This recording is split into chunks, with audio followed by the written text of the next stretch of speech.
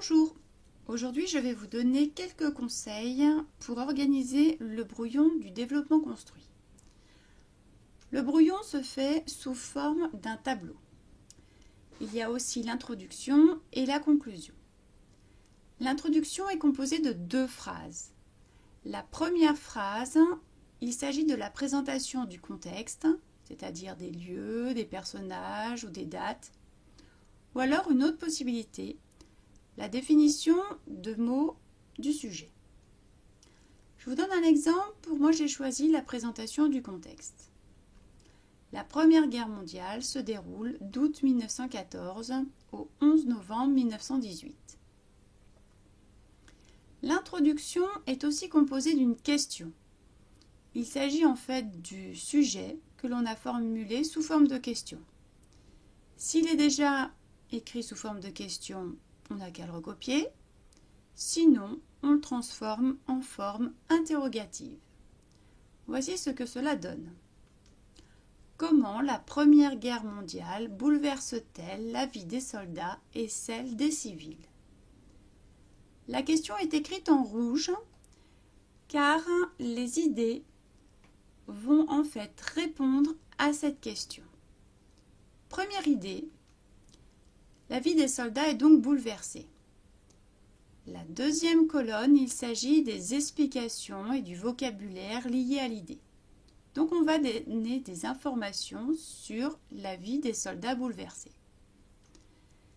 Cette vie, elle est bouleversée par des combats extrêmement violents. Les soldats sont traumatisés, blessés, que l'on appelle aussi les gueules cassées, et bouleversés par leurs conditions de vie. Le vocabulaire adapté est tranché, poilu. La troisième colonne correspond aux exemples. On va donner une illustration à cette idée.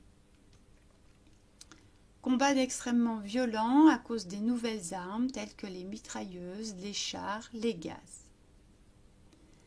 La deuxième ligne va correspondre à la deuxième idée. Cette deuxième idée doit aussi répondre à la question, c'est pour ça qu'elle est écrite en rouge. On va donc aborder la vie des civils bouleversés. Deuxième colonne, on indique des explications et on insère du vocabulaire. Les civils, leur vie est bouleversée par l'effort de guerre, par le bourrage de crâne qui est une propagande, et par leurs conditions de vie difficiles.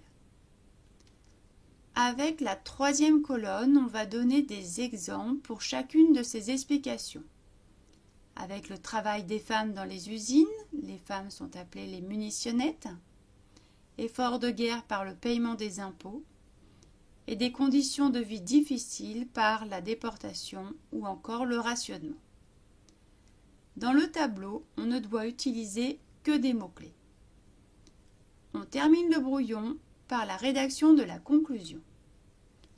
La conclusion est en fait une réponse à la question. Là, je vous donne l'exemple suivant.